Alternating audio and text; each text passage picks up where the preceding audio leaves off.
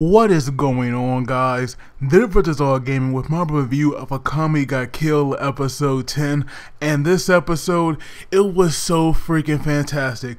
The animation, the story progression, the character development, I just freaking love this episode.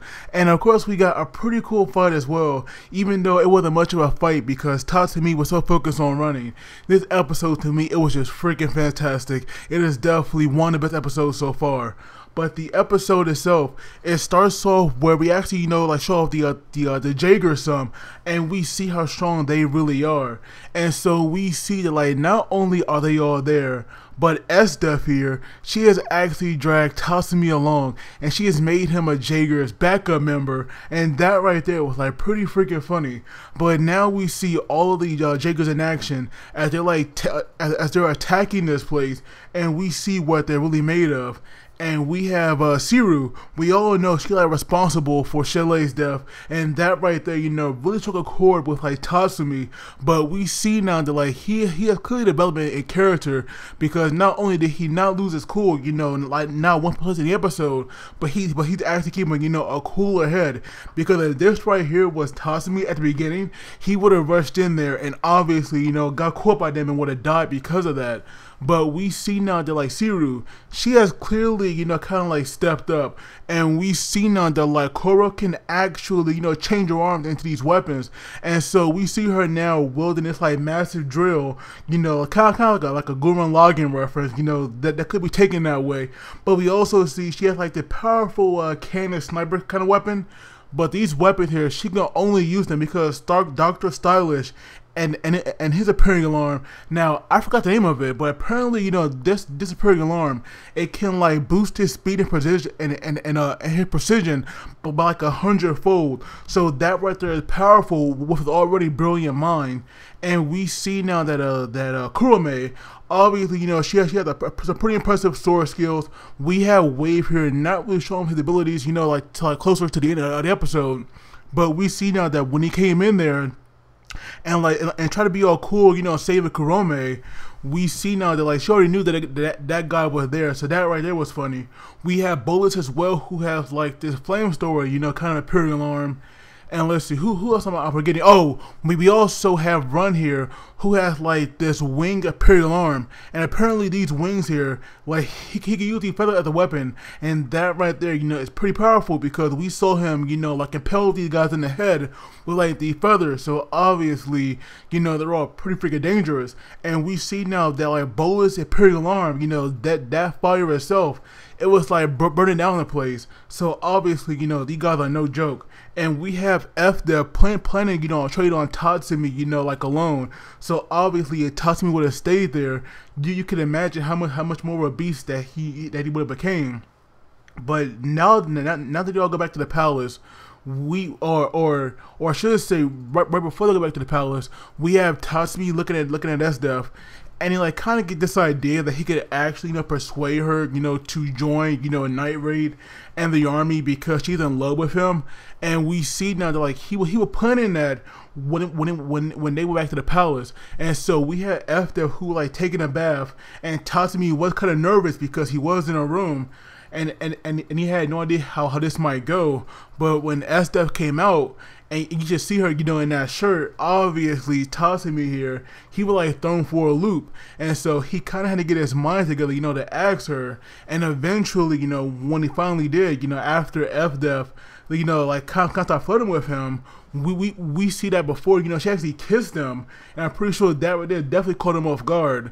But when Tatsumi, asked her or, told her that he ate the capital and that he might leave the, that he might leave and join the Revolutionary Army, we see now that right there really made F-Def mad because she actually smacked him.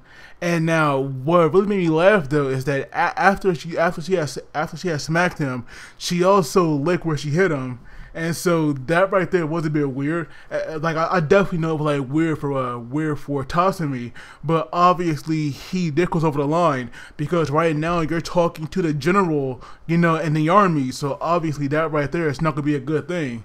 but we see now that like pretty much there's no way Tatsumi can change her or ever convince her, which is pretty good because you want F-Def, to like play this like antagonistic role.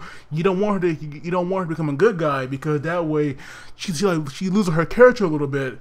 But we see now that like she is so set on not changing, and in fact she wants to change Tatsumi. And so right now we have both of them, like plotting and wanting wanting to change each other. And so right now, as they were thinking that like he is so stubborn, but because of that, he can smile the way he did, and she actually wants him, to smile like that once more. So even though S-Def is like looking out for him, she definitely wants Tatsumi to like love her more. And we even get this flashback of when S-Def, first took him there, and we see now that like she had changed him to this chair, and we actually learned that when she asked anybody if they have any spouses or if they're married or anything, the only one that like raised his hand was like Bolus, and I'm pretty sure that right there might be shocking for some people because there's no way that Bolus, like there is no way a character like that would like seem to be the married type, but he actually is. And so right now he's like giving S-Def this advice about never giving up and all that, because we actually learned that his own wife, she had like rejected him twice before finally giving in and marrying him. So it's like goes to show you that that paid off for him.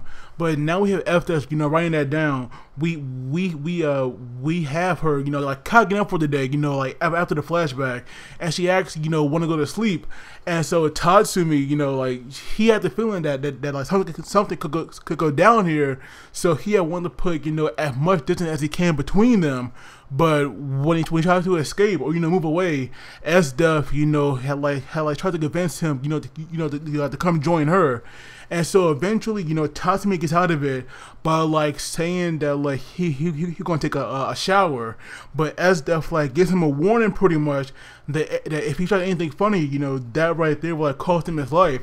So he kind of had no choice but to obey her, and we did see that in the end he did get in bed and he slept with her, and we actually learned from the following morning. We see him looking all, like chest exhausted. He had these bags under his eyes, and so we see now that like when Wave asked him, how he slept, we actually learned that when they were sleeping, we have S-Def using him as a body pillow, and that right there, like was pretty hilarious. But then there comes some scene with Kurumi. And we see her first, when like Tatsumi looking at her, and she like looks at him. You would think that right there, might have triggered some, suspicion inside of her. But all it did, it was to bring out her greedy side once again, because she told Tatsumi that he cannot have any of her snacks, and that right there was hilarious. Now Kurumi, even though she doesn't like a dark kind of character, she can be pretty funny though. Like those scenes when it shows how much of a glutton she can be, it is pretty funny. But in the end, we have F-Def coming in there, and her, Tatsumi, Wave, and Kurumi, they're actually going to go to a place called Mount Fake, which is a fake mountain, because they're actually going to fight and train against these danger beasts. And so the first group is Tatsumi and Wave, and the second will be S-Def and Kurumi, because at nighttime these like much stronger beasts come out. And S-Def want to take that time, to switch partners, and that way her and Tatsumi could be together. And of course, she would impress him. But then like at that time, we also saw Dr. Thaish as well. And this guy, from the beginning, he was always very suspicious of Tatsumi. And now it seems he had a good point to be. But when they were in the mountains, we see now that like Tatsumi and Wave, these two could be like long lost brothers, because not only are they similar, in powers, abilities, weapons. They also share a very similar and kind of a sad past because of the people they're like surrounded by. But then we see at one point, these danger beasts come to attack them, and so Tatsumi used the opportunity to escape. And so while Wade was fighting, and of course he had no problem, when we looked to see where Tatsumi was, he was long gone. And so right now Tatsumi is using his own period to escape. And so Wave right now is thinking that if he goes back and tell S-Def that like Tatsumi is gone, then God knows what will happen to him. And so eventually he brings out his own imperial arm, which is the Grand Chariot. And to me, this right here is like way better than like Tatsumi's. And no, I'm not just talking about it, only being because his right here is like it's like an inherent version of his. But I mean, personally, to me, I just like Grand Chariot more. Even when I read the manga, I definitely like that one more.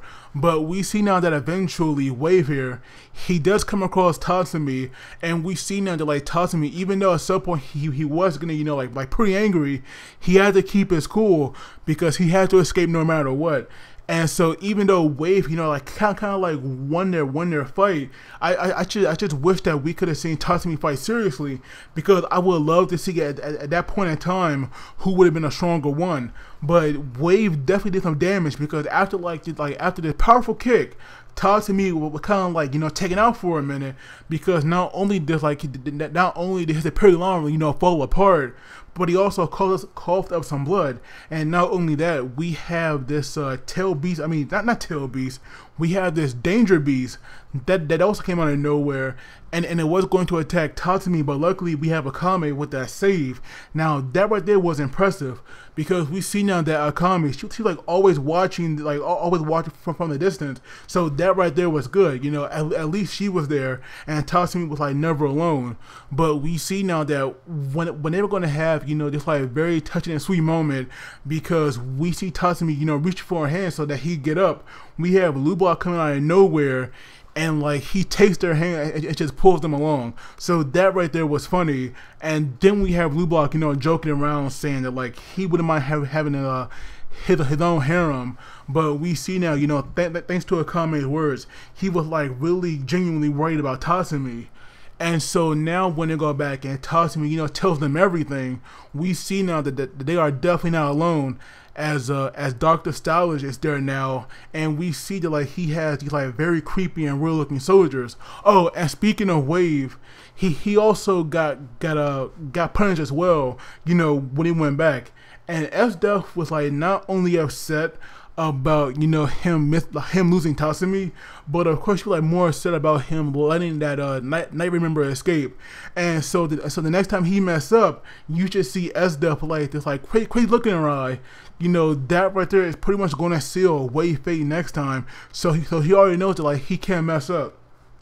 And so then we have Run, who I always said, but kind of like, S-Def assistant. He asked her what they should do, about Tatsumi if he does become an enemy. And so right now she was saying that like capturing him alive is ideal, but of course, her subordinates, they're like take priority. So, it's pretty much a life or death situation when it comes to him. But now S-Def, when like she's alone, she is so determined to see Tatsumi again. She will like make it happen. And not only that, the next time it does happen, she will make Tatsumi, return those feelings that she has for him. So like I said, to me, the episode, it was actually, pretty freaking good. We had so much going on, and I loved it so freaking much. I'm actually going to give it a 9.5 out of 10. Now, I know that right there might be a bit much, but like I said, this episode right here, for some reason, I just freaking loved it. But as always, please don't forget to like, video, and subscribe, because it really helps me out. And of course, I would love to hear you guys thoughts on the episode as well. But as always, you guys take it easy, and I will see you all next time. So I realized that when I was done with my review, there were like two pretty big things that I did kind of forget to mention, the first time. But that mainly does with Akame and Kurome. And so it was back when Tatsumi, had realized that like Kurome and Akame are so similar. And of course, Kurome confirmed that, Akame is her sister. I forgot to mention that like Kurome does want to kill Akame, and that right there is crazy. But of course Akame feels the same way, because she is willing to kill her sister, with no problem at all. And of course that right there is a bit extreme for like both of them. But when you look at their past, and considering how Kurome chose to stay behind when Akame had actually invited her to run away together, it goes to show you, how little Kurome actually cares about her. But then again, we also have, Akame as well, who is still willing to kill her if she have to. And not only that, Akame here is probably the only one that could possibly kill Esdeath, because we see now at the end of the episode, Esdeath has one weakness, according to Akame, and that right there is because she's alive. Because we all know that with that Imperial Alarm that Akame has, even like the tiniest scratch, it will kill you.